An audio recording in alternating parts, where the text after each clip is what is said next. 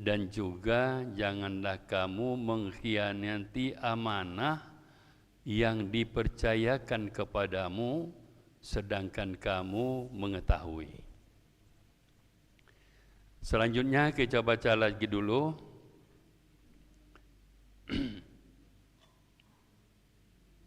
Wa'lamu annama amwalukum wa auladukum fitnah. Ketahuilah bahwasanya harta benda yang kamu miliki, wa auladukum, dan anak-anak yang kamu punya, fitnah, semua itu adalah sebagai cobaan. Wa annallaha indahu ajrun azim, dan sesungguhnya di sisi Allah itu ada pahala yang sangat besar. Terima kasih. Kemudian ayat berikutnya, ya ayyuhalladzina amanu, wahai orang-orang yang beriman, in tattaqullaha, jika kamu bertakwa kepada Allah, yaj'al lakum furqana, niscaya Allah akan memberikan kepadamu furqanan, yaitu kemampuan untuk membedakan antara yang hak maupun yang batil.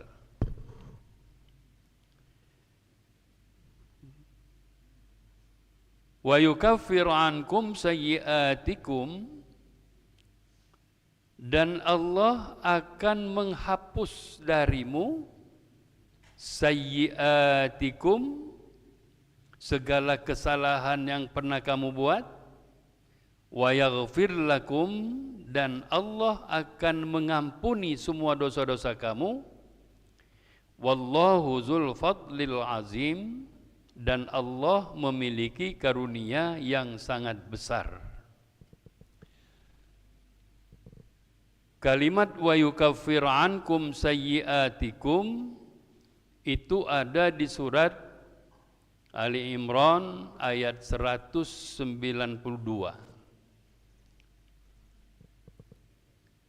Rabbana innana sami'na munadiyan yunadi lil iman an aminu bi rabbikum fa amanna.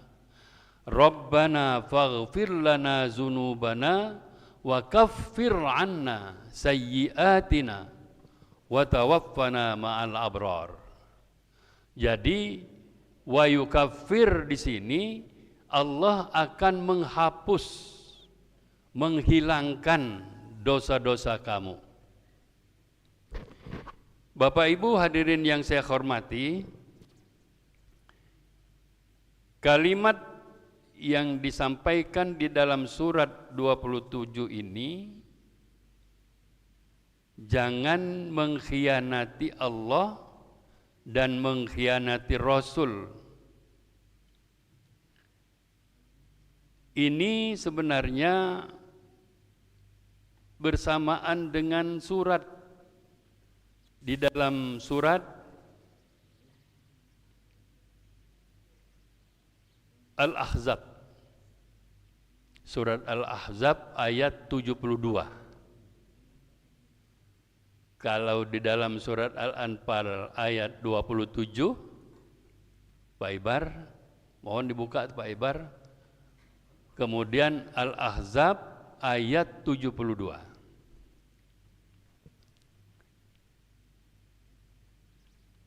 Sudah ketemu Pak Ibar? Al-Ahzab ayat 72.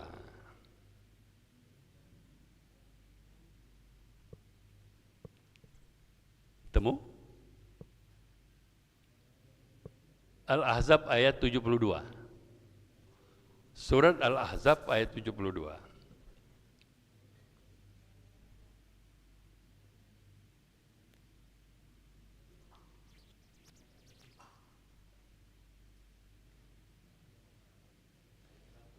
Ayat 72.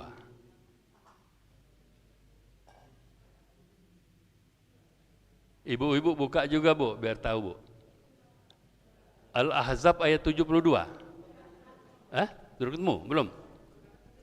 Sudah? Pak Ibar, tolong Pak Ibar. Mana mic-nya? Pak Ibar.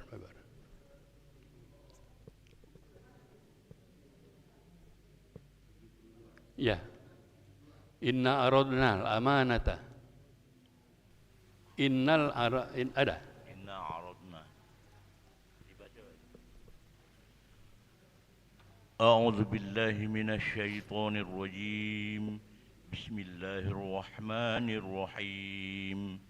Inna aradna al-amanata 'alas samawati wal ardh على السماوات والأرض والجبال فأبين أن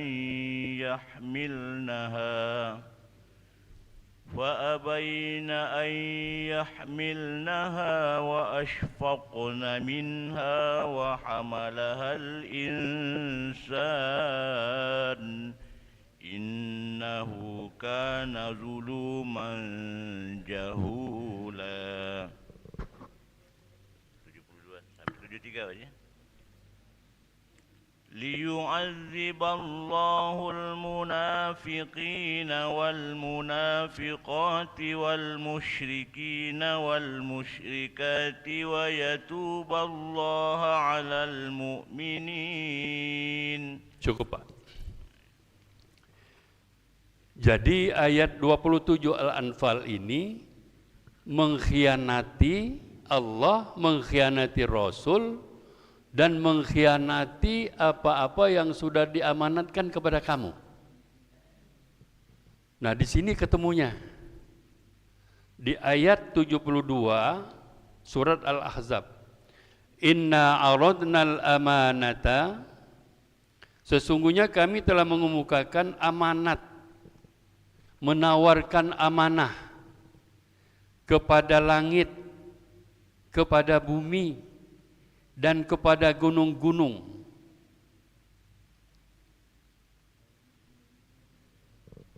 Ketiganya itu semuanya menolak menerima amanah ini. Bumi nolak, langit nolak, gunung-gunung nolak. Mereka menolak bukan berarti tidak patuh, bukan berarti tidak nurut apa yang disampaikan Allah. Karena ini semacam penawaran, ditawarkan kepada bumi, kepada langit, kepada gunung-gunung oleh Allah untuk menerima amanah. Amanah ini mereka tolak karena ini tawaran, karena ini penawaran, bukan kewajiban harus diterima, bukan. Oleh karena itu bumi dan langit dan gunung-gunung tadi menolak, termasuk malaikat-malaikat juga menolak. Karena apa? Khawatir tidak bisa melaksanakan amanah ini. Takut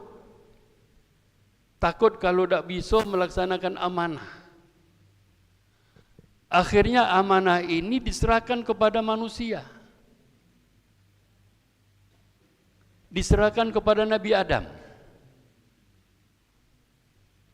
Padahal manusia itu adalah manusia yang paling lemah, yang sering berbuat kejahatan, kerusakan.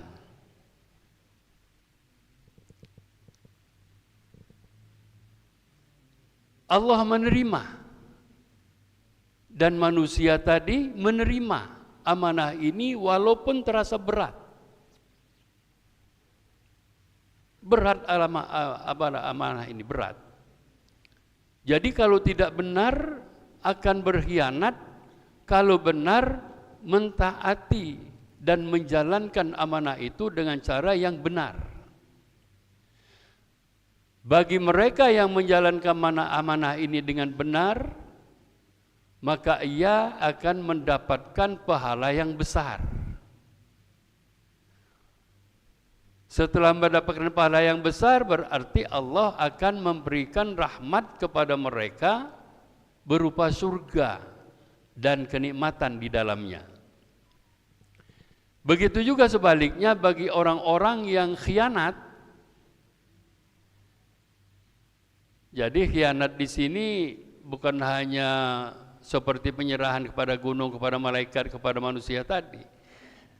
Semua amanah yang kita jalankan, yang sudah diamanahkan kepada kita, maka kita tidak mengkhianati itu. Jadi takwa itu adalah menjalankan semua perintah Allah dan menjauhi semua larangannya. Dan dengan takwa itulah untuk menjaga amanah tadi. Bagi orang-orang yang diberikan Allah petunjuk, bagi orang-orang yang diberikan rahmat kepada hatinya sebagai petunjuk untuk menjalankan amanah ini tadi. Bapak Ibu yang saya hormati, dari bahasan ini sebenarnya Allah Subhanahu wa taala sangat menyadari bahwa manusia itu adalah manusia yang paling lemah, tetapi Allah menjamin walaupun dia lemah, rasanya tidak akan mungkin menjalankan amanah ini, tetapi Allah memberikan tawaran itu terakhir kepada manusia karena Allah tahu batasan-batasan kemampuan-kemampuan dari manusia itu sendiri. La yukallifullahu nafsan illa usaha. Allah tidak akan menimpakan suatu beban kepada seseorang kecuali Allah tahu bahwa itu dia pasti mampu untuk menjalankan itu. Allah tahu ukurannya manusia itu, sudah tahu. Nah, jadi Bapak Ibu hadirin yang saya hormati, tekanan ayat ini sebenarnya kepada takwa. Kembali lagi kepada takwa. Dan mengkhianati itu sebenarnya berarti mengkhianati dan tidak mematuhi apa yang dikehendaki oleh Allah Subhanahu wa taala. Begitu juga kepada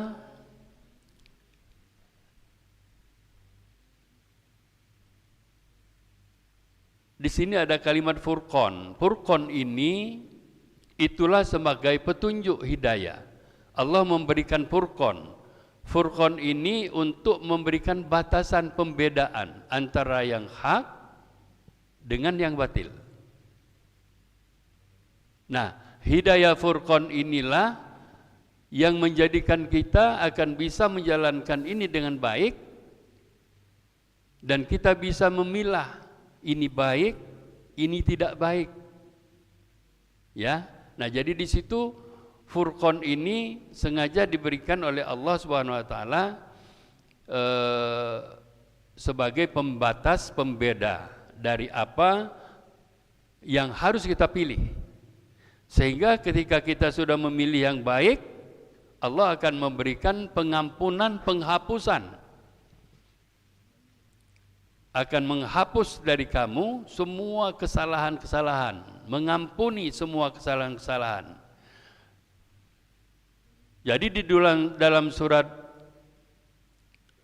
Ar-Ra'du, di dalam surat Ar-Ra'du ayat 39, yamhullahu ma yasha wa yusbit. Yamhullah, Allah akan menghapus kepada orang-orang yang dia kehendaki. Maksudnya Allah akan menghapus semua kesalahan dan dosa bagi manusia yang dikehendaki Allah, wa yusbit. Kemudian Allah akan menetapkan yang baru.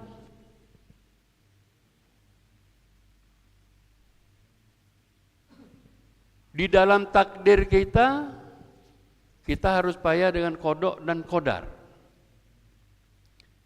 di dalam takdir itu sudah ditetapkan kita mungkin berdosa besar dan kita melakukan dosa besar.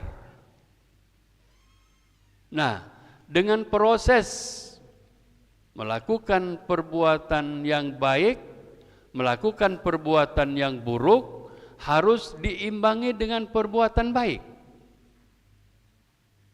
Kalaulah salah, langsung bertobat, langsung minta ampun, dan kita tidak selalu melaksanakan itu.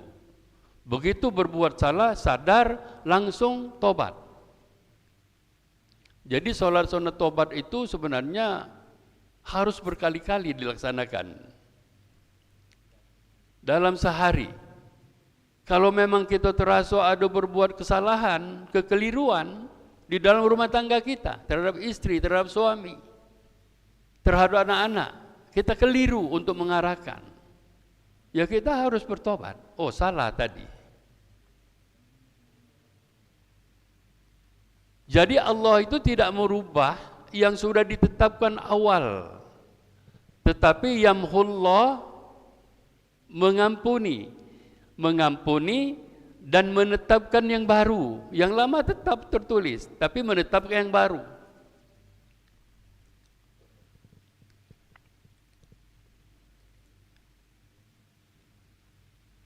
Kemudian Allah akan mengampuni kita, dan Allah memiliki karunia yang sangat besar.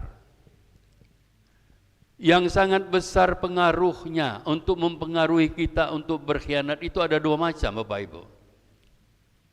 Ada dua macam. Ya, di ayat 28 ini.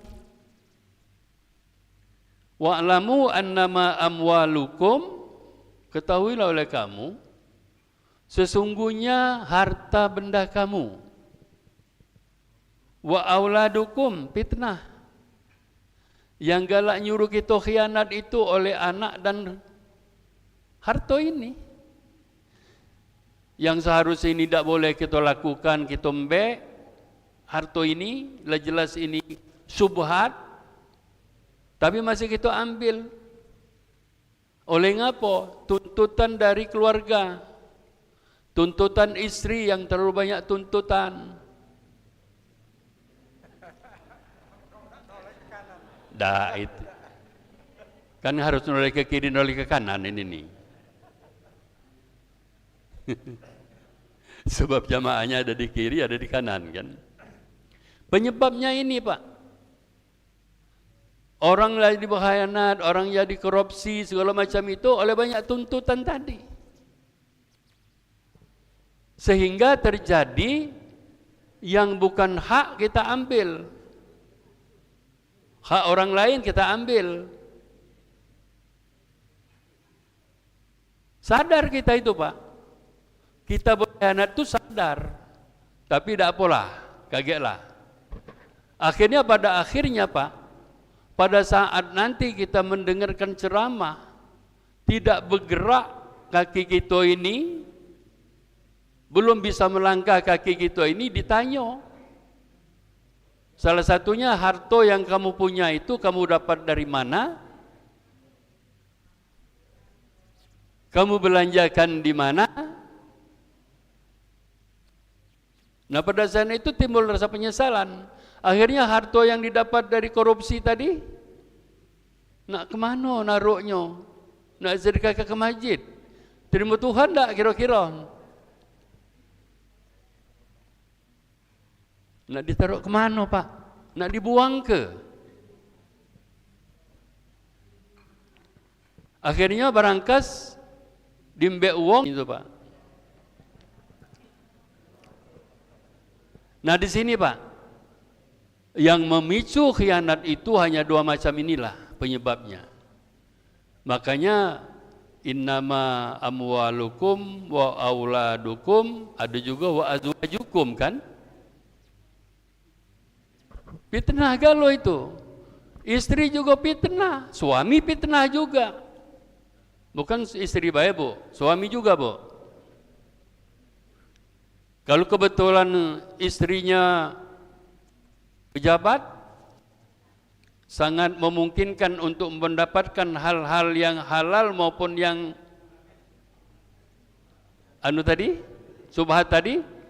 Suami juga mencak-mencak karena bininya berduit, banyak tuntutan, nak beli Alphard lah, nak beli apalah, duit belum cukup, ada kemungkinan ada borongan. Termin pertama. Jadi yang merusak jalan itu, ada anekdot itu, yang merusak jalan itu Pak, bukan mobil-mobil truk besar itu.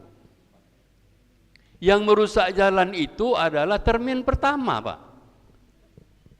Beli mobil dulu, baru gawe ke jalan. Ada yang ngomong itu Pak. Jadi harta, anak, suami ataupun istri, itu semuanya fitnah. Nah, kalau kita benar menatanya, mengambil harta dengan jalan yang baik, mengarahkan anak dengan cara yang baik, mengarahkan suami atau istri dengan cara yang baik, ajrun azim Pak. Maka kita akan mendapatkan pahala yang besar.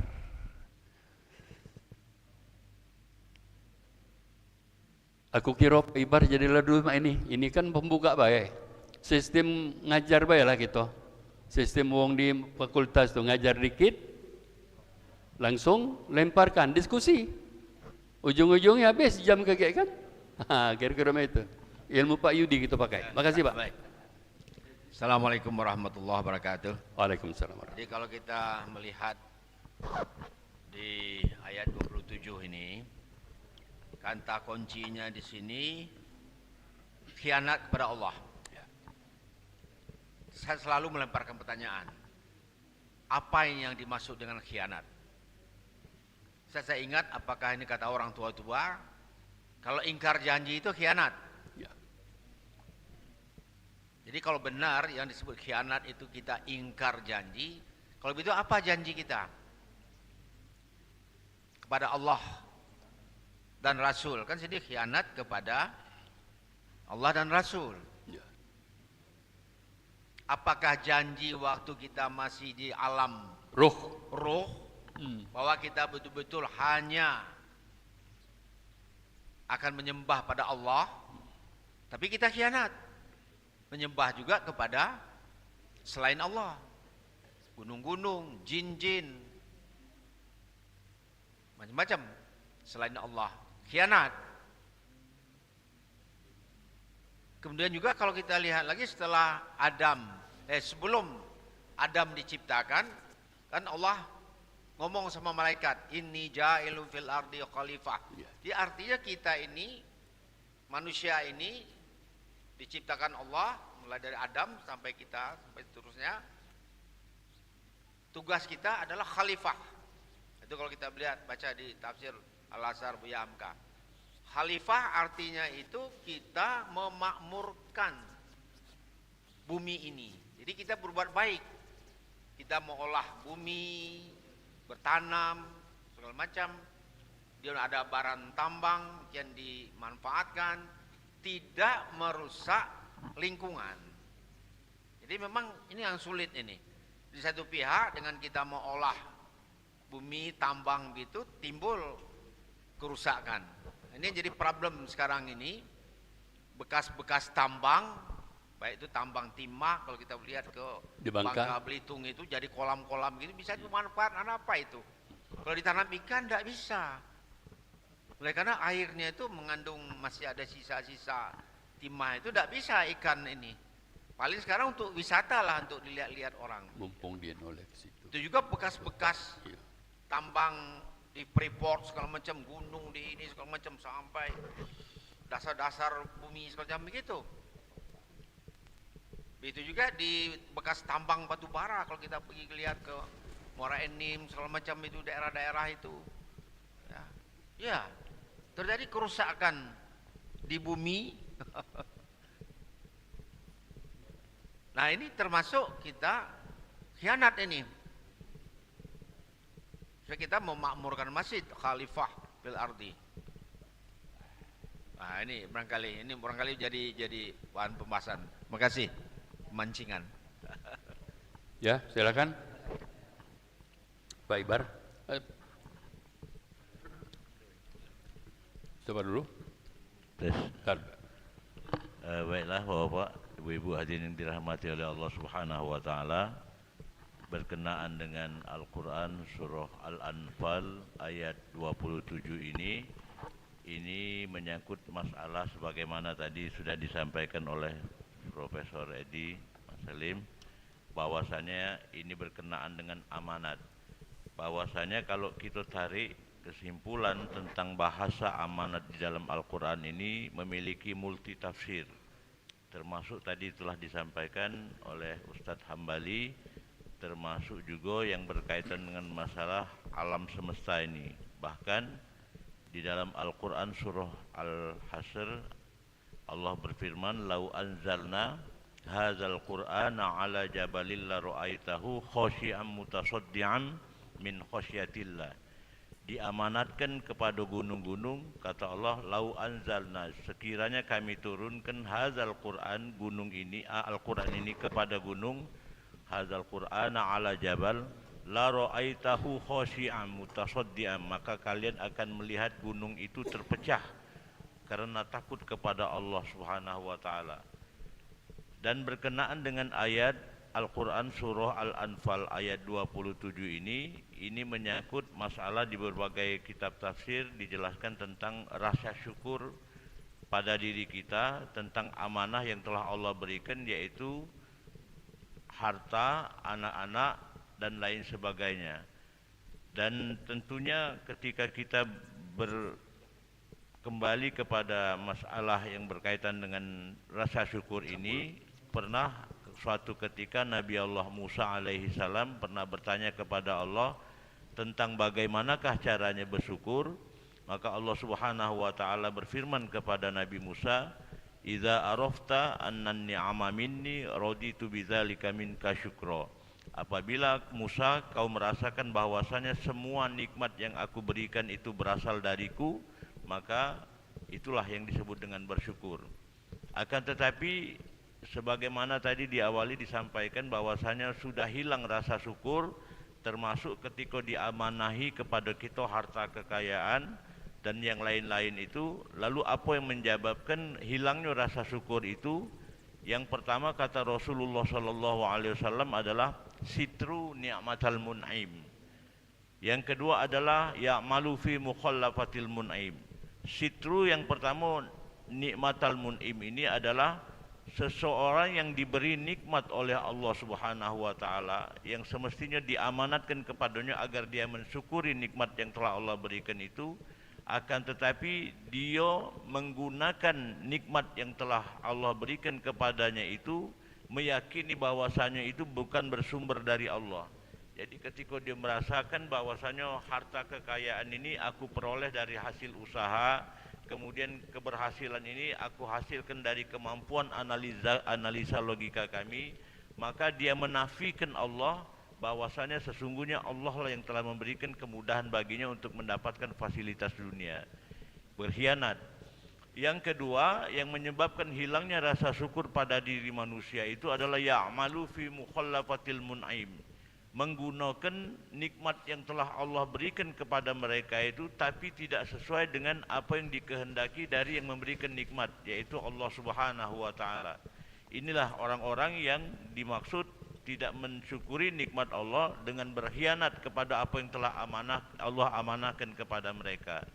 Lalu ketika seseorang kita menyaksikan diberikan amanah oleh Allah termasuk harta kekayaan, akan tetapi justru mereka jauh dari Allah, yang menjadi pertanyaan, apakah ini merupakan tanda bagi seorang manusia yang disebut dalam istilah agama istidraj? Maka dijelaskan di dalam Al-Quran surah Al-An'am ayat 44, Allah Subhanahu wa taala berfirman, "Falamma nasu ma dzukkiru bih fatahna 'alaihim abwaaba kulli syai' hatta idza farihu bima utu akhadnahum baghtatan fa idzahum mublisun." manakala mereka melupakan peringatan-peringatan yang telah kami berikan kepada mereka, mereka lupa terhadap nikmat yang Allah berikan, apa yang terjadi? Fatahna alaihim abwaaba kulli syai'. Maka Allah sesungguhnya telah membukakan bagi mereka semua pintu-pintu kesenangan. Hatta idza farihu bima utu akhadnahum, manakala mereka bergembira dengan kesenangan yang telah kami berikan kepada mereka, barulah baghtatan fa idzahum mublisun. Allah Subhanahu wa taala menyiksa mereka dengan sekonyong-konyong. Ketika mereka sedang main pusal, tiba-tiba jantung sakit, kumat, langsung meninggal. Nah, makanya ini adalah bagian daripada ayat yang Allah sampaikan di dalam Al-Quran surah Al-Anfal ini, bahwasanya salah satu di antaranya amanah yang mesti kita jaga ketika Allah berikan kepada kita harta kekayaan, Allah titipkan kepada kita anak-anak, karena ini nanti akan dimintai oleh Allah Subhanahu wa taala pertanggungjawabannya di sisi Allah Subhanahu wa taala. Maka mungkin ini yang baru bisa kami sampaikan, Ustaz Ambali. Mungkin ada yang lain, Ustaz Nur, kami persilakan. Pak tadi, Pak Nusbar tadi. Bismillahirrahmanirrahim. Bajul. Terima kasih Ustaz. Yang ingin saya tanyakan ini, bagaimana itu masalah harta tadi. Masalah harta ini kadang-kadang kita ini tergantung dengan keadaan kita, Pak. Kita cari harta, mungkin umur sekian, begini-begini. Kemudian mencari harta, umur sudah sekian. Ada kejadian misalnya kita mencari harta, kita ambil hak orang lain. Kita ambil orang lain. Tapi kita nggak sadar. Lama-lama, akhirnya, ini perbuatan dosa. Kita sempat lagi bertobat, Pak. Apakah ditobatkan lagi bagaimana? Itu yang pertama, Pak. Yang kedua, kalau seandainya tadi masalah jin, Pak. Masalah jin ini kan kita ini pengen ya, sesuatu itu akan dilimpahkan kepada manusia sepanjang dia masih tetap dapat melaksanakannya. Nah, sekarang ini kita ini masih bimbang, Pak. Kita ini kadang-kadang ada sesuatu tapi masih ada goda-godaan. Kita timbul mencari orang pintar. Orang pintar ini dalam arti kata mungkin dukun. Nah ya Pak, jadi mungkin berdukun. Tapi kita punya keraguan, apakah kita berdukun ini nanti ada kira-kira yang dilanggar. Kita kan tahunya kayak Allah yang satu. Tapi karena tadi coba, itu bagaimana itu? Apakah boleh dilakukan? Apa gimana? Bismillah. Assalamualaikum warahmatullahi wabarakatuh. Ustaz Nur. Dukun-dukun tadi Ustaz Nur, mana ceritanya? Ya. Baiklah, Assalamualaikum warahmatullahi wabarakatuh. Bapak Ibu yang dirahmati Allah Subhanahu wa taala. Sangat menarik pembahasan pada pagi hari ini surah Al-Anfal di ayat 27 dan 28 dan 29 sampai 29.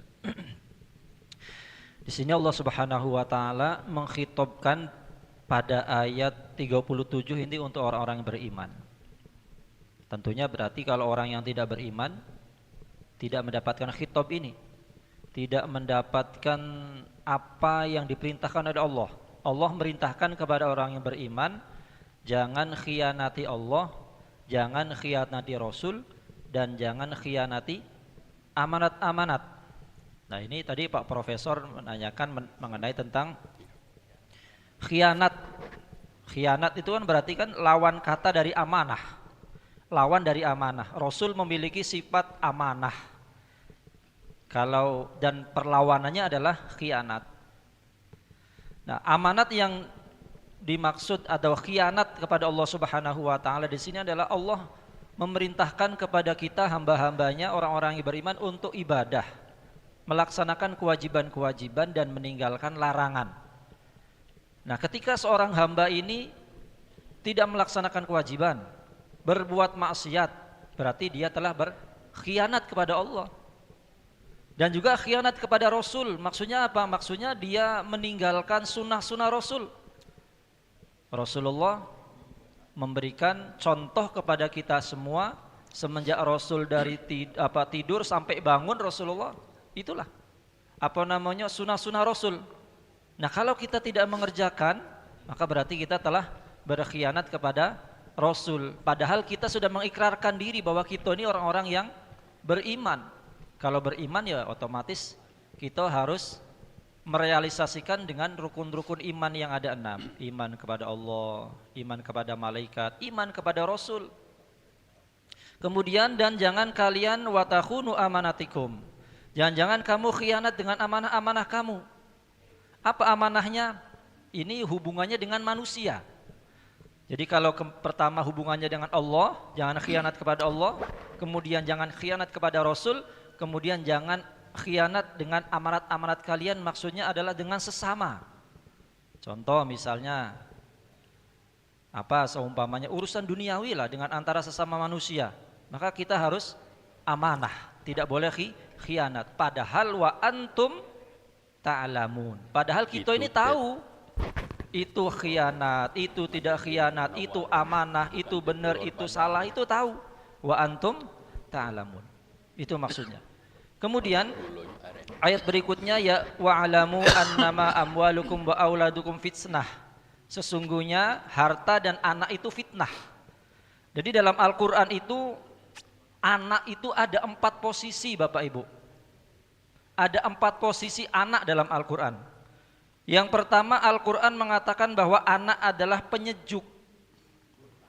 Penyejuk. Ini yang paling tinggi.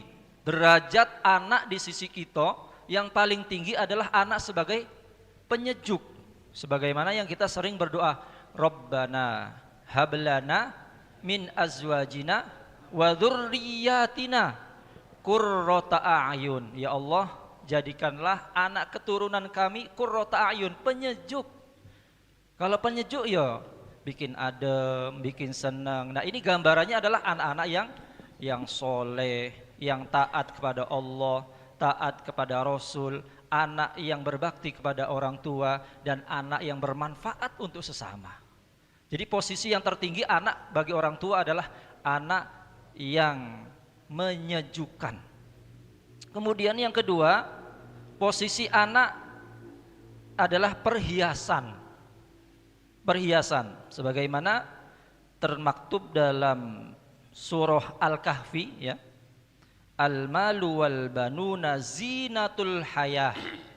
Bahwa harta dan anak itu adalah zinatul hayah, perhiasan kehidupan. Perhiasan layaknya perhiasan, kalau kita punya perhiasan, punya harta, yuk kita jaga, kita rawat, ya, dan lain sebagainya. Wah, pokoknya seakan-akan ini harta. Nah, ini adalah urutan yang kedua, tingkatan yang kedua. Turun daripada anak penyejuk, kemudian sebagai harta, perhiasan. Kemudian posisi yang ketiga, anak itu adalah sebagai ujian. Nah, ini yang sedang kita bahas. Anak itu sebagai ujian, fitnah. Fitnah, ujian bagi kita. Kalau kita menjadikan anak ini, kemudian anak ini sebagai ujian, maka kita harus hati-hati. Anak ini harus kita arahkan dengan baik. Anak ini harus kita didik dengan baik, dengan pendidikan yang baik. Karena anak bisa menjadi fitnah. Bahkan yang terakhir, yang keempat, anak ini bisa menjadi musuh. Sebagaimana dalam surah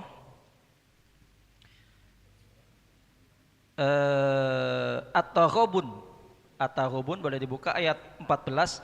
Ya ayyuhalladzina amanu inna min azwajikum wa auladikum aduwwul lakum. Wahai orang-orang yang beriman, sesungguhnya daripada adas dari istri ke istri kalian dan dari anak-anak kalian itu adalah musuh. Setelah fitnah kemudian musuh. Apa sebab musuh? Karena anak terkadang menjadikan kita lalai dengan Allah. Gara-gara anak, gara-gara istri, tadi katakan oleh Pak Haji Hambali, anak dan istri kepingin punya mobil mewah, kita suami tidak bisa, akhirnya kita berbuat korupsi, maling dan lain sebagainya. Ini kan anak menjadi musuh.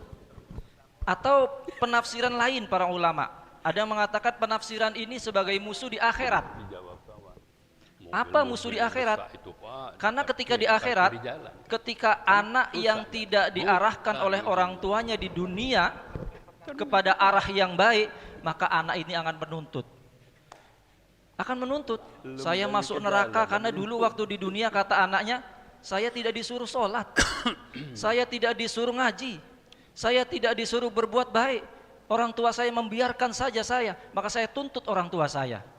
Nah, ini musuh di akhirat. Oleh karena itu, kembali bahwa posisi anak itu ada 4 dalam Al-Quran. Yang pertama penyejuk, yang kedua adalah zinatul hayah, perhiasan, yang ketiga adalah fitnah, cobaan, ujian, dan yang keempat adalah musuh. Ini yang paling berat bagi kita. Durhaka. Nah, itu saja, mungkin sedikit, mungkin masih banyak yang akan menyampaikan. Terima kasih. Terus Pak dulu, Pak Sekda dulu. Kemudian Pak Danarto. Nanti kami minta-mintakan juga. Assalamualaikum Ibu-ibu, kalau ada yang warahmatullahi nanya, wabarakatuh. boleh, Bu. Ibu-ibu, bapak-bapak majelis tadabbur, semoga kita sentiasa dalam limpahan rahmat, karunia, hidayah, inayah, mafirohnya. Amin. Amin ya Allah ya Rabbal alamin. Jadi menyimak dari apa yang sudah disampaikan bagus sekali ya. Mengingatkan kita bahwa ada 2 peringatan keras dalam Al-Quran itu. Yang pertama, ya ayyuhalladzina amanu, orang-orang yang sudah beriman, dan ya ayyuhannas. Tapi sebenarnya kalau yang beriman itu peringatan itu jauh lebih mendalam, lebih keras ya. Jadi kalau melihat apa yang disampaikan para yang menyampaikan tadi, para kajian tadi, intinya menurut kami adalah dari beberapa hadis tafsir ya. Intinya daripada diskusi terutama berkaitan dengan An-Anfal 27 ini, peringatan kepada orang beriman tuh apa yang dikatakan Ustadz Ibar tadi, bagaimana kita mensyukuri. Makanya doanya itu jangan lupa kita sentiasa mohonkan menjadi insan-insan yang pandai bersyukur ya. Jadi apa yang disampaikan oleh Pak Prof. Edi tadi, kalau misalnya terjadi penebangan dan sebagainya merusak alam, itu termasuk hianat Pak, termasuk itu hianat kolektif. Hianat kecil Yanto dengan Dedek tadi bagi kecepul dengan kopi. Kalau cuman diembe cak noleh terus diembe itu masuk hianat kecil itu. Mestinya paling tidak Jawil, terima kasih. Nah, itu. Jadi inti dari keduanya itu bagaimana ayat ini mengingatkan dan memperingatkan bahwa jadilah insan-insan karena beriman adalah bagaimana kita selalu menjaga pandai bersyukur atas semua limpahan rahmat karunia-Nya itu. Nah, menurut kami gitu. Menuji Pak Subur, ada dusun Pak Subur ini, apa dia istilahnya? Aman. Nah, aman dek tahu ngiloi, tidak merusak jadilah. Nah, itu rupanya menimbulkan pertanyaan, itu firman atau hadis dalam volume itu? Ya? Ya? Oh, Pepatah. pepatah. Aman di de pacak ngilui, ya, tidak merusak jadilah. tidak merusak jadilah. Nah, kira-kira begitu. Nah, itu sering kita dengar dan itu sangat populer, gaul. Nah, pertanyaannya, itu hadis apa firman yang diejawantahkan? Nah, ini mohon sebagai hostnya hari ini minimal sebelum minta rekomendasi itu mesti dijawab. Terima kasih. Wassalamualaikum warahmatullahi wabarakatuh. Pak Danar dulu, Pak Danar. Ada. Ibu-ibu kalau nak nanya, Bu. Assalamualaikum warahmatullahi wabarakatuh. Alhamdulillah kita bisa sama-sama tadabbur. Mudah-mudahan ini bisa menambahkan ilmu kita dan juga meningkatkan iman dan takwa.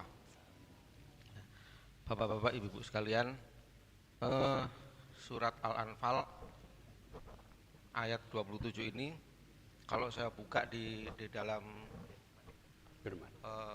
Asbabun Nuzul ya, ataupun di dalam tafsir Jalalain menyebutkan di sini bahwa ayat ini berhubungan dengan ada sahabat Nabi yang bernama Abu Lubabah. Ini berhubungan dengan perang Bani Quraizoh. Bani Quraizoh itu waktu itu terjadi perjanjian dengan kaum muslimin tidak boleh saling menyerang yang berada di Madinah. Ya. Kemudian dalam perang ini ada perang Ahzab. Perang Ahzab ini diprovokasi oleh Bani Nadir. Bani Nadir ini orang Yahudi. Bani Nadir ini datang ke Mekah untuk memprovokasi menyerang orang-orang kaum muslimin di Madinah.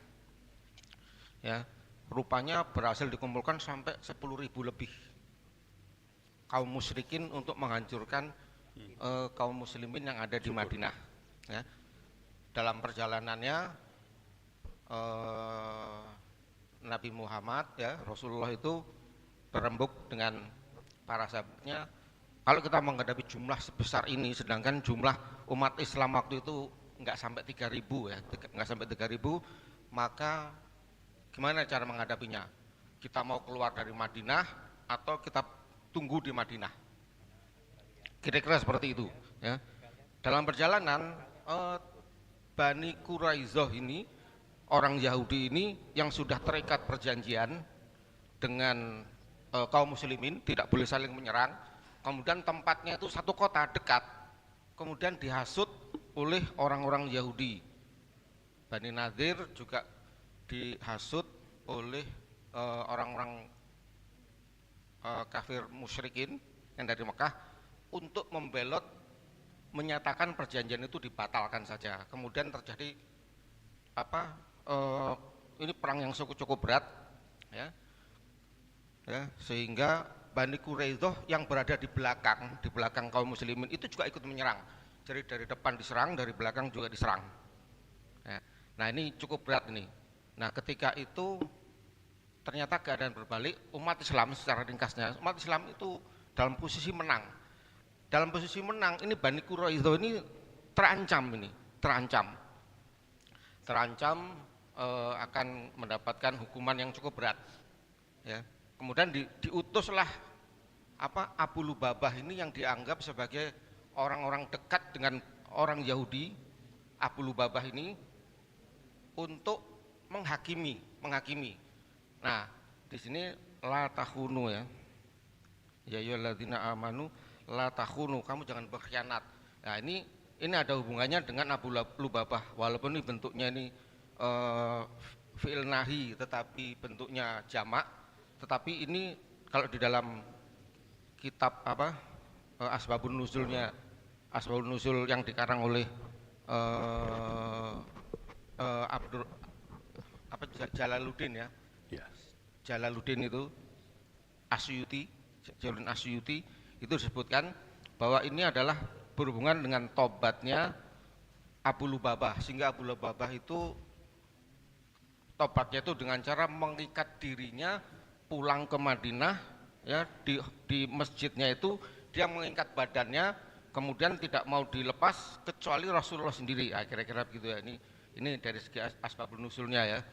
Kemudian kalau dibuka di dalam kitab Rohik wa Mahtum ya, karangan Sofi Rohman Mubarak Furi, itu dijelaskan juga itu bahwa Abu Lubabah akhirnya tidak mau ikatan yang di dinding masjid itu dilepas oleh orang kecuali Rasulullah ya.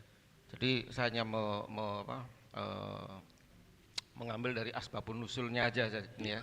Tapi kalau yang tadi disebutkan oleh bapak-bapak itu hikmahnya ya, saya rasa cukup luas kalau hikmahnya yang kita ambil ya. Mungkin itu saja karena ini cukup panjang ya, buku sejarah Rohik wa Mahtum Mubarak Furi ini cukup panjang. Kemudian kalau kita buka lagi tafsir Jalalain juga ini juga asbabun nuzulnya juga cukup lumayan panjang di sini kalau dibahas. Mungkin ini cukup sampai sekian dulu. Mudah-mudahan ini bisa menambah khasanah kita. Wallahu a'lam. Oke, makasih. Ibu-ibu, jangan nyesal tak bertanya. Ada? Nah, itu. Sebab banyak disinggung ibu-ibu ni tadi. Sebab Quran nyinggung.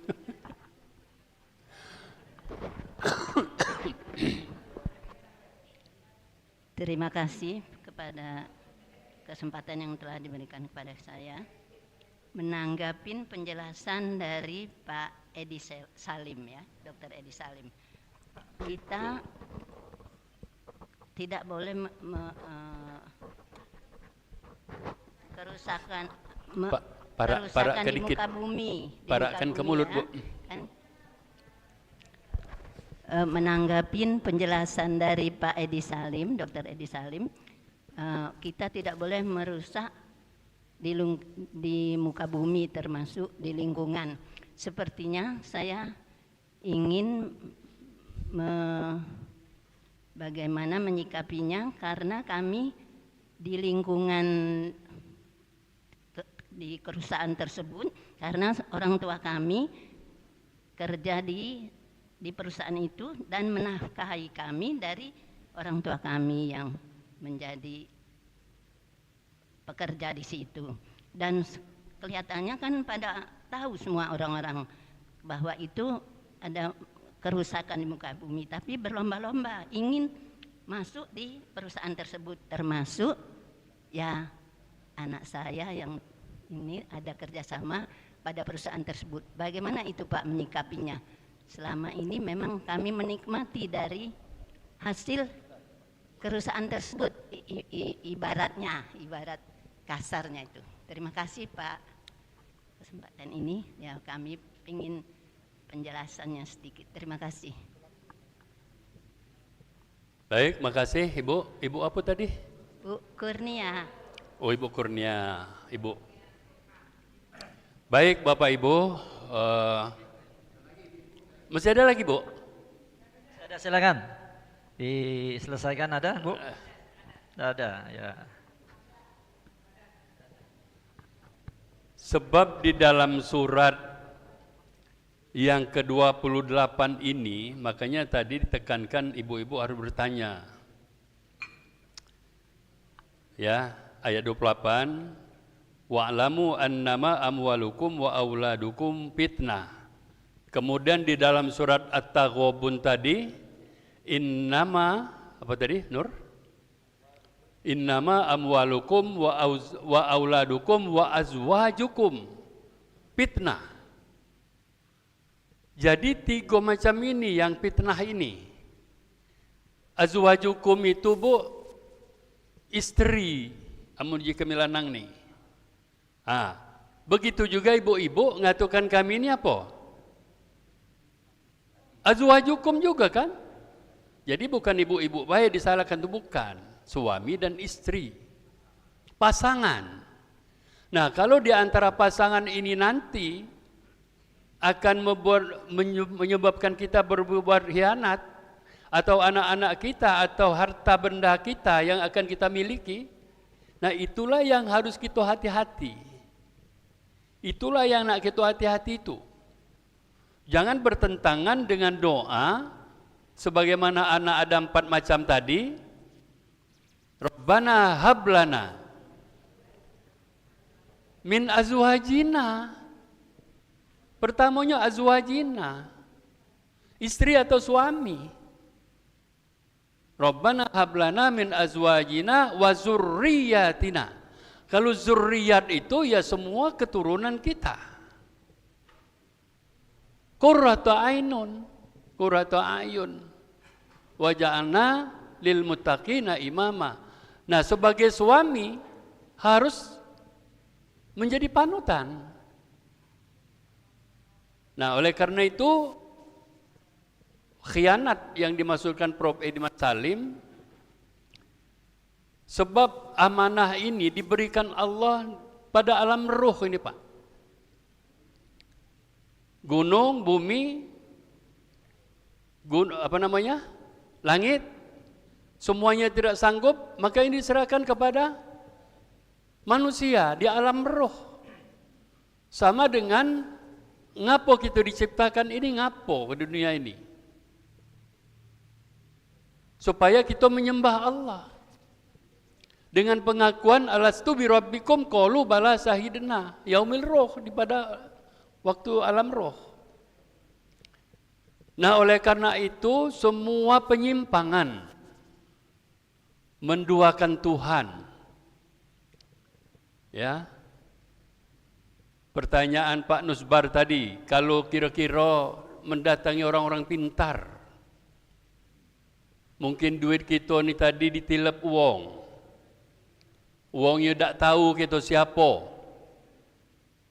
datanglah kita ke dukun, minta pandang ke, kira-kira siapa yang aku ni kehilangan tanggal sekian di tempat ini. Itu penyimpangan, Pak.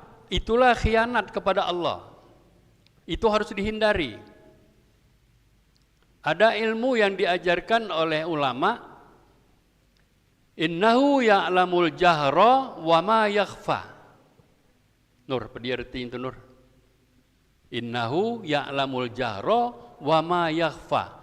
Kita baca itu, setelah itu kita berdoa, ya Allah tunjukkanlah siapa nian yang nak menyengsarakan aku, siapa yang kira-kira ngambil dia ni tuyul 10 juta, dimbeknya 2 juta, kebetnya masih sama. Kira-kira itu. Jadi kita jangan bersangka ataupun datang kepada dukun. Lebih baik berdoa kepada Allah. Innahu ya'lamul jahra, Allah itu mengetahui yang nyata, wa ma yakhfa, yang tersembunyi. Itu ayat Sabihis itu kali ya. Di surat Sabihis itu kali ya. Innahu ya'lamul jahra wa ma yakhfa. Baca itu sebanyak 7 kali, kemudian setelah itu berdoa. Dalam tidur kita nanti kita akan diberikan mimpi. Nah, kira-kira itu. Nah, cuman itu tak baca juga kita. Kadang-kadang uang tu lah salah, dia ngaku salah. Kita ngadu ke dia, dia balik ngadu ke kita. Dia punya pengacara, kita juga punya pengacara. Akhirnya seperti itu kan. Nah, jadi kesimpulannya itu, tidak khianat itu adalah sebuah kesyukuran yang diberikan oleh Allah Subhanahu wa taala kepada kita semuanya. Ya Allah, jadikanlah pengajian kami pada pagi hari ini senantiasa Engkau berikan petunjuk dan pemahaman yang benar kepada kami semua. Nah, kemudian yang ngiloi itu ada di firman Allah, Pak. Aduh galo, lah baca Tuhan galo di sini. Ya. Zoharol pasadu bil barri wal bahri bima kasabat aidin nas liyuziqahum ba'dallazi amilu la'allahum yarji'un. Kerusakan tampak di bumi dan di darat, di laut, itu akibat oleh perbuatan manusia.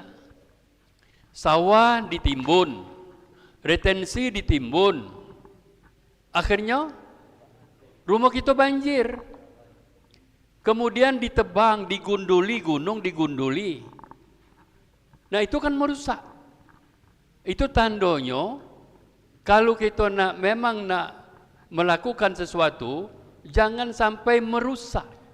Boleh kita ngiloi, boleh kita menyempurnakan, kira-kira mana yang kira-kira macam tebing, ya ditempel sedikit, dijadikan rumah di bawahnya, di atasnya adalah lantai atas, di bawahnya basement. Boleh. Nah, jadi istilah wong pagar alam, dia pacak ngiloi, dia merusak jadilah. Amun dak pacak ngiloi, dak pacak membenari, dak pacak membangun, tidak merusak baik jadilah. Ini ayat ini firman, jelmaan pemahaman dari ayat ini, surat Ar-Rum ini. Nah, Jadi amun dak pacak ngomong yang benar, palyakul khairon auliasmut. Ngomong yang bagus, amun dak pacak ngomong yang bagus, diam. Jangan awak ngomong tapi nyakit hati wong. Kan mah itu. Ya, jangan memponis, harus pesimis dan jangan optimis, jangan pesimis, jangan memponis. Itu ilmu kita kemarin kan? Nah, mungkin cukup dulu Pak ya. Ayah. Iya. Jadi malah terlanjur Ah, khianat pada Allah. iya. Lah terlanjur khianat pada Rasul. Lah terlanjur merusak bumi. Iya. Tapi Allah itu Maha Pengampun, Maha Penyayang. Balik ke ayat 29. Iya. Iya betul. Ya. Ya. Tapi sebelumnya kita dikasih oleh Allah Furqan. Ya. Kemampuan membedakan mana yang baik, mana yang buruk. Ya. Masih juga Ya. terjadi kerusakan tadi. Masih juga khianat. Ya. Masih juga tidak megang amanah. Apa kata Allah?